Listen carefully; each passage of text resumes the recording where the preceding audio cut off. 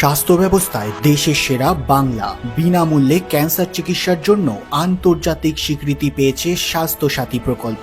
বাংলায় বিনা খরচে চিকিৎসা হয়। স্বাস্থ্যসাথী প্রকল্পের আওতায় প্রায় 9 কোটি মানুষ পাচ্ছেন এই সুবিধা। 2023-24 অর্থবর্ষে রাজ্য সরকার ব্যয় করেছে 2,694 কোটি 64,09,631 টাকা। শুধুই স্বাস্থ্যসাথী নয়, গত 14 বছরে দিদির নেতৃত্বে বাংলার স্বাস্থ্য ব্যবস্থায় হয়েছে ব্যাপক উন্নতি।